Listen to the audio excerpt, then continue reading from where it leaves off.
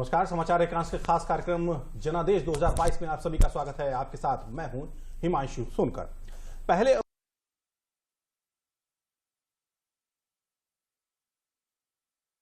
उत्तर प्रदेश की 16 जिलों की 59 सीटों पर वोट डाले गए हैं और यहां पर जो शाम 5 बजे तक का आंकड़ा हमें मिला है वो ये है कि शाम 5 बजे तक 57.25% वोट पड़े हैं। ये 59 सीटों पर आज यहाँ मतदान हुआ है। इसमें इन जिलों में जो हैं हाथरस हैं, फिरोजाबाद हैं, कासगंज हैं, एटा है, मैनपुरी है, फर्रुखाबाद है, कन्नौज है, इटावा औरैया, कानपुर देहात, कानपुर शहर, जालौन, हमीरपुर और बुंदेलखंड के हमीरपुर, झांसी, महोबा और ललितपुर की सीटें शामिल थीं। इसको ये भी कहा जा रहा है कि ये यादव बल्ट के 7 जिले के बुंदेलखंड के इसमें 5 जिलों की सीटों पर आज मतदान हुआ है। इसको हम आज इस पर हम समझेंगे किस तरह से, खासतौर पर एक और विशेष पर हम बात करेंगे कि वोटिंग परसेंटेज जो रहा है वो कितना होने वाला है। 5 बजे तक जो वोटिंग परसेंटेज रहा है वो 57.25% रहा है और अभी 1 घंटा चूंकि इसमें बाकी होता है, 6 बजे तक मतदान होता है, वो कितना इसको बढ़ेगा। हम अगर पहले और दूसरे चरण को देखें, पहले चरण में 61.63% मतदान हुआ था और दूसरे चरण में यहाँ पे 62.52% का ही मतदान हुआ था और लगभग हमें उम्मीद ये है कि ये उसी ओर बढ़ता दिखाई दे रहा है, 61-62% तक रहेगा। इस पर हम विस्तार से चर्चा करेंगे अपने खास मेहमानों के साथ। हमारे साथ स्टूडियो में फिलहाल 2 खास मेहमान जुड़े हुए हैं, मैं उनका परिचय आपसे कराना चाहूंगा। सबसे पहले मैं बता दूं, हमारे साथ रहेंगे वरिष्ठ पत्रकार हैं राजकुमार सिंह जी हैं और साथ में रहेंगे अवनीश त्यागी जो कि भारतीय जनता पार्टी से प्रवक्ता हैं और हमारे साथ 2 लोग बचुली जुड़ेंगे। हमारे साथ रहेंगे उमाशंकर पांडे, कांग्रेस प्रवक्ता, और साथ में रहेंगे दीपक मिश्रा, प्रवक्ता हैं प्रसपा के। सबसे पहले मैं शुरुआत करूंगा प्रसपा प्रवक्ता दीपक मिश्रा के साथ। मैं समझना चाहूंगा खासतौर पर इस चुनाव में, इस चरण में खासतौर पर ये देखा जाता है कि ये कहा जा रहा है कि ये जो टोटल बेल्ट इसको कहा गया है कि ये यादवों की बेल्ट थी। क्या ऐसा समझ में आता है कि उसके अलावा वहां पर अगर हम बात करें तो शाक्य समुदाय भी बड़ी संख्या में रहा है, क्या कुछ निकल के आया है? और खासतौर पर मैं समझ जाऊंगा कि वहां के इस चरण के खास मुद्दे क्या रहे हैं जिसको लेकर के जनता ने वोट किया है इस बार। दीपक।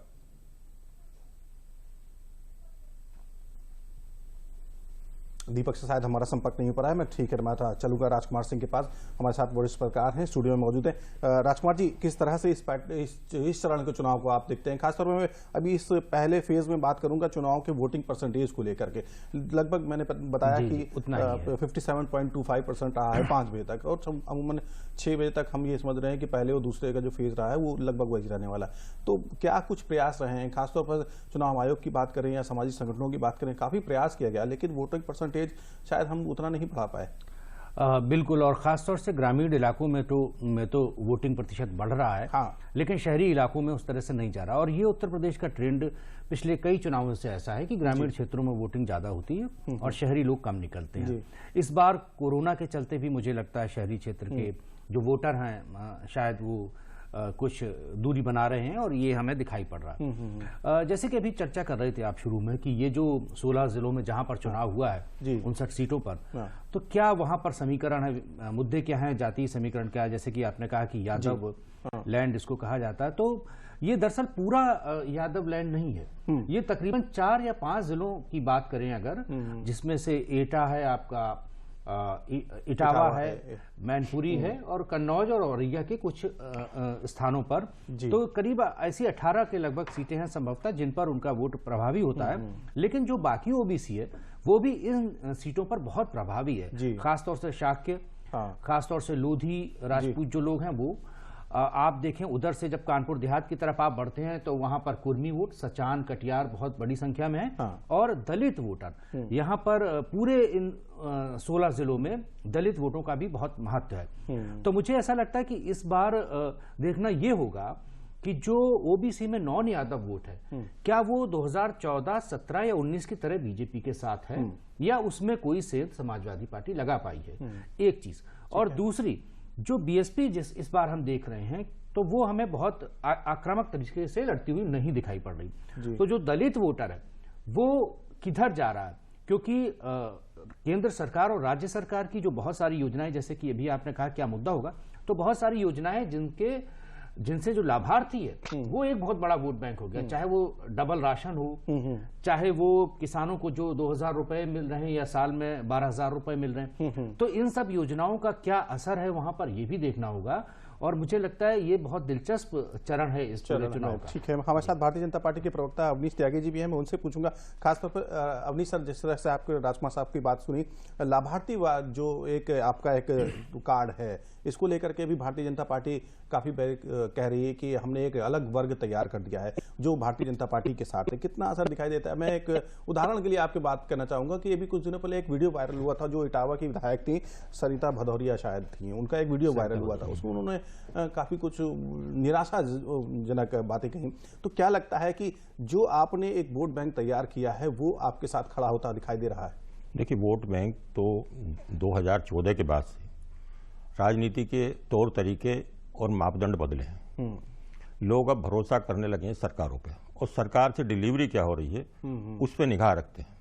2019, 17 और 14 जो सरकारें वादा करके आई उसको पूरी तरह से निभाया, जनता में भरोसा बढ़ा है। और खास तौर से जब से योगी सरकार आई, प्रदेश की स्थिति बड़ी खराब थी उससे पहले, तो 17 में जब सरकार आई है तो कानून व्यवस्था का बड़ा मुद्दा है, गर्म था। कानून व्यवस्था के मुद्दे पे सरकार ने भरोसा दिलाया है सुरक्षा का। आम आदमी उससे बड़ा प्रभावित है, और पूरी तरह से कानून व्यवस्था, पहले 2 चरणों में मैंने देखा कि कानून व्यवस्था को लेके जनता ने वोट दिया है और खुल के वोट दिया है। वो लोग नकार दिए गए जो कानून व्यवस्था को बिगाड़ने के लिए जिम्मेदार होते थे। लाभार्थी वाला जो वर्ग बता रहे हो वो निश्चित रूप से भाजपा का प्लस हुआ है, पर एक जो वर्ग बड़ा सुरक्षित जिसको महसूस करने लगा है अपने आप में, जो दबंगों की राजनीति से निजात पाया है, उसको भरोसा जमा है। अब वो भरोसा भाजपा को लाभ पहुंचा रहा है। पहले 2 चरणों में, पहले और दूसरे चरणों में भाजपा बढ़त हुई थी, और ये तीसरा चरण जो है इसमें बढ़त होगी। ठीक है, मैं चलूंगा समाजवादी पार्टी के प्रस्पा प्रवक्ता दीपक मिश्रा के पास। क्या दीपक मिश्रा से हमारा संपर्क हो पाया है? दीपक, क्या आपको मेरी आवाज सुनाई दे रही है?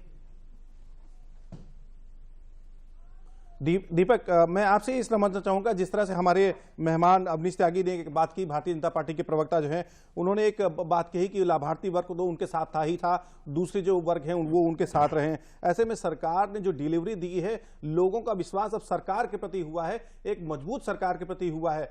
क्या देखते हैं इस बयान को, उनके इस बयान को किस तरह से देखते हैं आप? दीपक, शायद हमारा संपर्क उमाशंकर दीपक से नहीं हो पा रहा है। मैं चलता हूं उमाशंकर के पास। उमाशंकर हैं, कांग्रेस प्रवक्ता हैं। उमाशंकर, मैं आपसे समझना चाहूंगा, खासतौर पर बुंदेलखंड के लेकर के मैं बात करूं, पिछले चरण में पिछले 2017 की बात करें तो 2017 में समाजवादी पार्टी को 9 सीटें मिली थी, आपको सिर्फ 1 सीट ही मिली थी, बसपा को भी 1 ही सीट शायद उस चरण में मिली थी। ऐसे में कांग्रेस पार्टी कहां तक दिखती है, उसको कितना गेन होता हुआ दिखाई दे रहा है? उमाशंकर,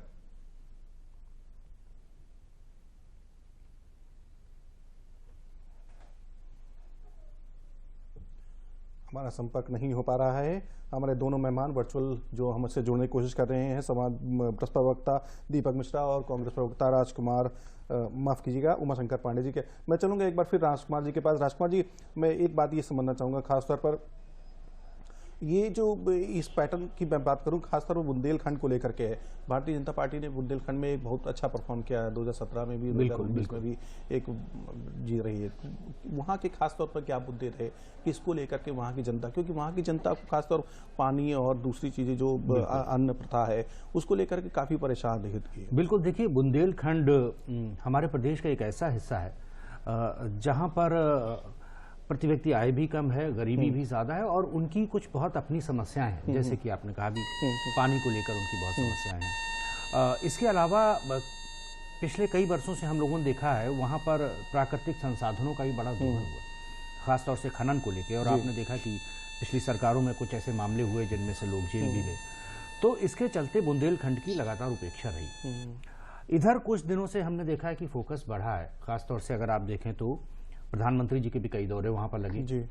अभी योगी आदित्यनाथ जी ने भी वहां पर कई दौरे की, और जो एक चीज मैं देख रहा हूं कि जो डिफेंस कॉरिडोर वहां तक जा रहा है, मुझे लगता है उसका असर पड़ सकता है वहां पर। एक टाइम पे अगर आप बात करें पिछले 3 इलेक्शन पहले जब बीएसपी की यहाँ पर सरकार बनी थी 2007 में, उस वक्त बीएसपी को बुंदेलखंड में बहुत अच्छी सफलता मिली थी। उन्होंने एक जो वहां पर उनका एक कोर दलित वोटर था उसके साथ उन्होंने वहां पर जो ओबीसी लोग थे उनको भी जोड़ लिया था। 2012 में अखिलेश यादव को भी ठीक ठाक सीटें मिली, लेकिन 14 के बाद से वहां बीजेपी लगातार अच्छा कर रही। तो इस बार भी जो वहां के समीकरण है और जिस तरह से सरकार ने मेहनत की है, तो हम ये मान सकते हैं बुंदेलखंड में बीजेपी ठीक ठाक करेगी, जिस तरह से उनका जो अभी तक रिकॉर्ड रहा है। हालांकि चुनाव है, रिजल्ट तो हमें 10 तारीख को ही पता चलेंगे, 10 मार्च को, लेकिन बुंदेलखंड सभी दलों के लिए बहुत प्रायोरिटी पर है। और खासतौर से वहां पर 13 सीटों पर जो आज मतदान हुआ उनमें बहुत सारी चीजें जो कानपुर देहात से जुड़ती हैं, जो चंबल के कुछ इलाके जुड़ते हैं, वहां की अपनी समस्याएं रही हैं। तो वहां के लोगों का वोट पैटर्न जो पिछले हम 3 बार से 14 से जो देख रहे हैं वो बीजेपी की तरफ जा रहा है। ठीक है। अब इस बार वहां पर मुझे लगता है कि बीएसपी संभवतः उतना अच्छा शायद ना लड़ पा रही हो, लेकिन समाजवादी पार्टी जैसे हम देख रहे हैं पहले 2 चरण में भी और इस चरण में भी बीजेपी और समाजवादी पार्टी आमने सामने है। अब देखने की बात यह है कि ये पैटर्न जो 14 के बाद का है वो वहां जारी रहता है या कुछ बदलाव होता है। ठीक है, मैं हमारे साथ 2 प्रवक्ता है जो दीपक मिश्रा हैं प्रसपा से। दीपक मिश्रा हमारे साथ जुड़ चुके हैं। दीपक, मैं आपसे समझना चाहूंगा, खासतौर पर दीपक मैं आपसे समझना चाहूंगा कि भारतीय जनता पार्टी के हमारे प्रवक्ता ने कहा है कि सरकार जो डिलीवरी देती है लोगों का रुझान अब उसकी तरफ बढ़ रहा है। खासकर कानून व्यवस्था को जो मुद्दा होता है वो मेन होता है, जहां पे जिससे विकास की गति तेज होती है, उद्योगों का एस्टेब्लिशमेंट होता है, लोगों को नौकरियां मिलती हैं।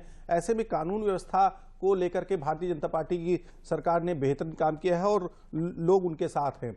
आप इसको किस तरह देखते हैं, खासतौर पर जब हम बात करें यादव बेल्ट को, जिसको लेकर के यादव बेल्ट कहा जा रहा है, जबकि वहां पे अन्य जातियां भी अपना पूरा महत्वपूर्ण अपना प्रभाव छोड़ती हैं। खासतौर पर हम शाक्य की बात करें, दूसरी दलित जातियों को भी बात करें। दीपक, मैं आपसे ये समझना चाहूंगा कि किस तरह से देख रहे हैं इस चरण में, आपको कहां स्टैंड कर रही है समाजवादी पार्टी?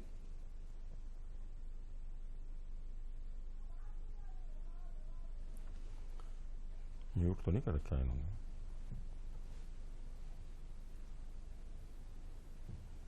पार्टी को जिताती थी कमोवेश, जो आज समाजवादी पार्टी है। तो यह जो गढ़ है, आप इसे समाजवादी विचारधारा का गढ़ कह सकते हैं। और यहां पर भारतीय जनता पार्टी कहीं भी समाजवादी गठबंधन से पासंग होकर लड़ती हुई नहीं दिख रही है, चाहे करहल हो चाहे जसवंत नगर हो। यहां यह चर्चा नहीं है कि कौन जीत रहा है, यहां यह चर्चा है कि शिवपाल जी, अखिलेश जी और अन्य गठबंधन के कैंडिडेट कितने अंतरों से जीत रहे हैं, 50,000 लाख, ये चर्चाएं हैं। और जहां तक हमारे भाजपा के साथी ने कहा, तो मुदो आंख उधो कुछ नहीं। आप बताइए, कानून व्यवस्था की हकीकत तो एनसीआरबी रिपोर्ट ने खोल दी।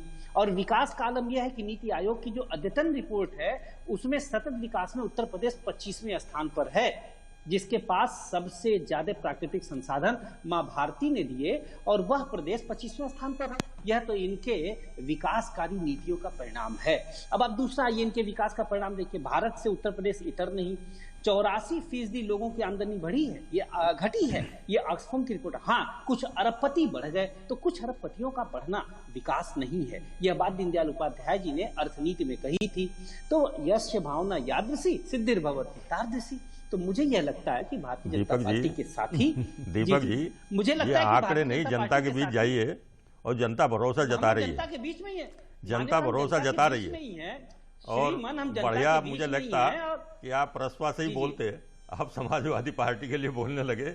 कल तक तो आंदोलन कर रहे थे, हम गठबंधन कानून व्यवस्था को लेके कर रहे थे। भाजपा ने बहुत बेहतरीन कानून व्यवस्था दी है। आप कह दीजिए और योगी आदित्यनाथ जी के कार्यकाल में जिस तरह से निचले वर्ग को, एक बड़े तबके को सुरक्षा का एहसास हुआ है, सम्मान का एहसास हुआ है, वो आज भाजपा के साथ खड़ा है डट के। यही बौखलाहट है, यही बौखलाहट है विपक्ष में, खास तौर से समाजवादी पार्टी में, कि वो हमले कर रहे हैं। उनको हमला नहीं करना चाहिए था, वो मजबूती से लड़ते, वो घबराए हुए हैं इसीलिए क्योंकि निचला तबका हमारे साथ खड़ा है। जो एक बहुत बड़ा तबका साथ जुड़ा है योगी जी के कानून व्यवस्था के कारण और सरकार की नीतियों का निचले स्तर तक लाभ, और मैं खास तौर से तो देखो बुंदेलखंड की बात गलत कह दीजिए, बुंदेलखंड की बात करिए कि जो पूर्ववर्ती सरकारों ने लूट मचाई, आत्महत्या कर रहे हैं, लूट मचाई, 34 युवा लूट मचाई, बुंदेलखंड को लेके खोखला कर दिया, उसके कारण लोग जेलों में पड़े हैं। अच्छा, उसकी पार्टी के शांतिपूर्वक, अच्छा ठीक है, वो लोग, मैं मानता हूं बुंदेलखंड में लूट हुई। एक मिनट, वो बुंदेलखंड के वासी पाली घर घर पहुंच रहा है, जो बरसों बरस से योजनाएं ठप पड़ी थी, आप दो नाम उन दीजिए, ठप पड़ी योजनाओं पे काम हो गया है, पूरी होने लगी है। दो नाम बताइए, पूरी होने लगी है, घर में पानी पहुंच रहा है। चलिए ये तो बहस का मुद्दा हो जाएगा। बहस को हम चर्चा कार्यक्रम में हम आगे बढ़ते हैं। अपने नए प्रवक्ता हैं कांग्रेस पार्टी के हैं उमाशंकर पांडे हैं, मैं उनको भी समय देना चाहूंगा क्योंकि काफी देर से वो भी इंतजार कर रहे हैं। उमाशंकर, मैं आपसे ही समझना चाहूंगा, खासतौर पर बुंदेलखंड की मैं आपसे सवाल वही रिपीट कर रहा हूं कि बुंदेलखंड में पिछली बार आपको सिर्फ एक सीट ही मिली थी, इस बार क्या देखते हैं, किन मुद्दों को लेकर के खासतौर पर आप बुंदेलखंड में हैं दिखाई दे रहे हैं? मैं तीसरे चरण की भी बात करूं लेकिन स्पेशली मैं बुंदेलखंड की ही बात कर रहा हूं आपसे। उमाशंकर,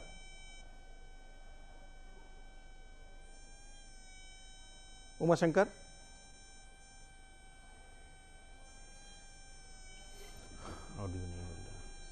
उमाशंकर से शायद हमारा संपर्क नहीं हो पा रहा। मैं फिर एक बार चलूंगा अपने वरिष्ठ पत्रकार मेहमान राजकुमार सिंह के पास। राजकुमार जी, खासतौर पर मैं देखता हूं कि चरणों की बात करें, 3 चरणों को हम देख चुके हैं, 3 चरणों में चुनाव हो चुका है।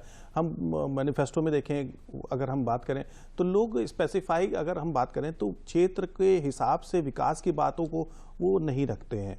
बात तो करते हैं क्षेत्र विकास अपने मैनिफेस्टो में, लेकिन हम अगर हम क्षेत्र वाइज बात करें कि क्योंकि हर जगह की अपनी अपनी एक अहमियत है, उसकी अपनी एक इम्पोर्टेंस है, उस चीज़ों को लेकर के मैनिफेस्टो में जगह मिलती है। एक और खासतौर पर मुद्दा है, खासतौर पर्यावरण को लेकर के, जिस तरह से पर्यावरण का है वो मुद्दा मैनिफेस्टोज में नहीं दिखाई देता है।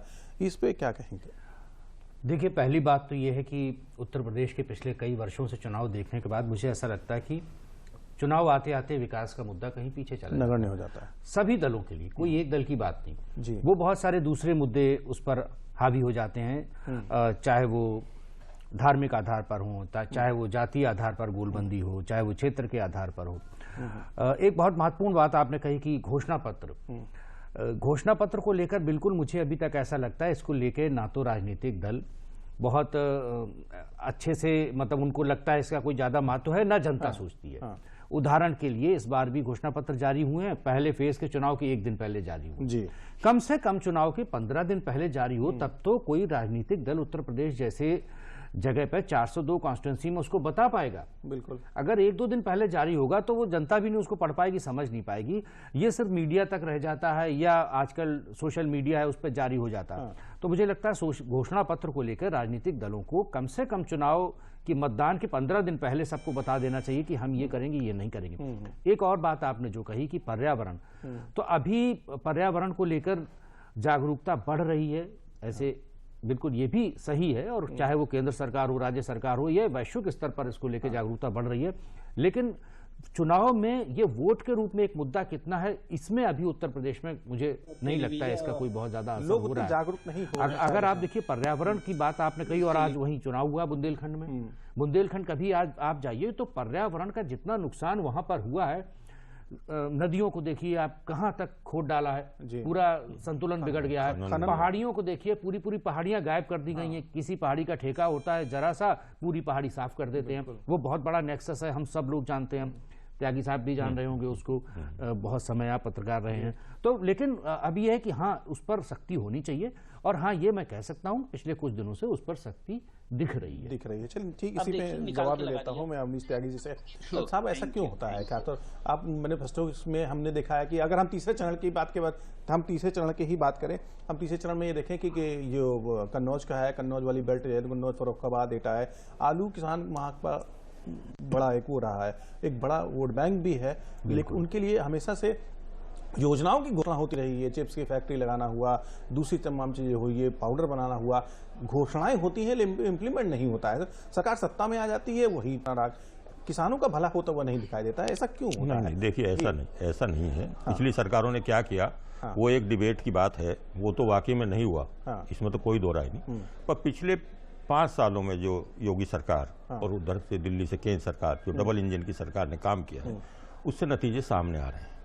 नतीजे सामने इस दिशा में आ रहे हैं कि पहली बार किसानों का ज्यादा भुगतान हुआ, पहली बार गन्ना किसानों के घर पर पर्ची पहुंच रही है, एमएसपी पे जो खरीद हुई है वो किसान के खाते में पैसा गया है, दलाल के पास पैसा नहीं गया। पहली बार ऐसा हो रहा है और इतनी ज्यादा खरीद पहली बार एक्चुअल किसानों के साथ हुई। ठीक है। और किसानों की कर्जा माफी, किसानों का किसान निधि से उनका सम्मान, उनको बिजली, ये सारी सुविधाएं एकदम किसान पे हुई है। और आलू किसान को भी हमने 1 डिस्ट्रिक्ट 1 प्रोडक्ट जो योजना सरकार ने लगाई है, थोड़ा सा कोरोना की वजह से दिक्कत हुई है, ठीक है, 1-1.5 साल जो उसमें 2 साल खराब हो गया है, गड़बड़ हो गया है, सारी चीजें रुकी है, का माहौल दूसरी तरफ डाइवर्ट हो गया, तो वो सारी चीजें अमल में आएंगी। वो सरकार के मैनिफेस्टो में भी है और सरकार की प्राथमिकता में भी है किसानों का, तो उसका फायदा हमें जल्दी सब 10 मार्च के बाद सरकार बनेगी तो सरकार में। मैं एक छोटा सा सवाल में इस पर रिएक्शन ले लेता हूं दीपक मिश्रा से। दीपक, खासतौर पर किसानों का मुद्दा ये तीसरे चरण में मुख्य रहा है, कितना क्या खास रहा, कितना किसानों को वो मूड रहा इस बार, किसानों का खासतौर पर क्या मूड रहा, इसके बारे में आपसे सुनना चाहूंगा बहुत शॉर्ट टाइम में। दीपक जी, क्या हुआ? मेरा सवाल यह है दीपक आपसे कि खासतौर पर तीसरे चरण में किसानों का मुद्दा मुख्य रहा, आलू किसानों का मुद्दा। पूर्व की सरकारों में आपकी भी सरकार रही, कई योजनाओं की घोषणा हुई वहां को लेकर के, लेकिन कुछ हुआ नहीं। मोद का बना रहे थे दीपक।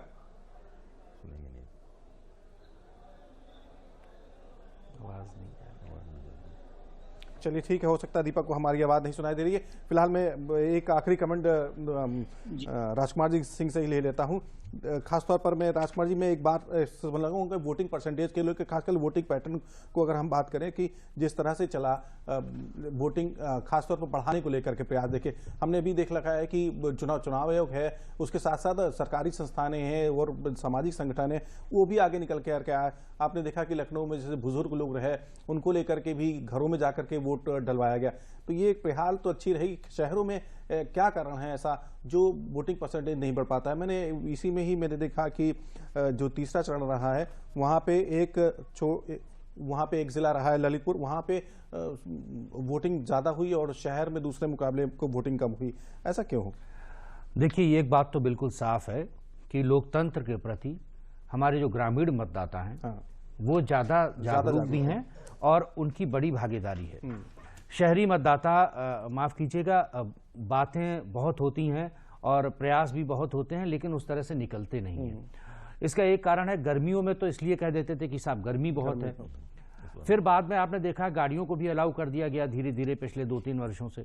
अब ऐसी भी कोई प्रॉब्लम नहीं है, बूथ भी बहुत करीब करीब बनते हैं और बड़ी अच्छी सुविधाएं भी चुनाव आयोग दे रहा है कि कहीं कोई भीड़ नहीं लगनी है। कोविड में भी आप देखिए बहुत उन्होंने सुविधाएं दी, सैनिटाइजर दिया है और बहुत, इससे ज्यादा और क्या किया जा सकता है। लेकिन ये तो रिस्पॉन्सिबिलिटी नागरिकों की है, हम सब लोगों की है कि जाके कम से कम मतदान तो करें। जाहिर सी बात है, मुझे लोगों को अपनी जिम्मेदारी का एहसास होना चाहिए और लोकतंत्र के इस पर्व में अधिक से अधिक संख्या में निकलकर मतदान करना चाहिए। खासतौर पर शहरी मतदाताओं को अपनी जिम्मेदारी जरूर निभानी चाहिए, तभी लोकतंत्र मजबूत हो सकेगा। फिलहाल कार्यक्रम में आज हम इतना ही यहीं पे विराम देते हैं और अपने सभी मेहमानों का बहुत शुक्रिया अदा करना चाहूंगा जिन्होंने हमारे साथ इस कार्यक्रम में हिस्सा लिया और अपनी महत्वपूर्ण जानकारियों को हमारे साथ साझा किया। फिलहाल कार्यक्रम को यहीं पे देते हैं विराम, आपसे फिर मुलाकात करेंगे किसी नए मुद्दे के साथ। तब तक के लिए मुझे दीजिए इजाजत, नमस्कार।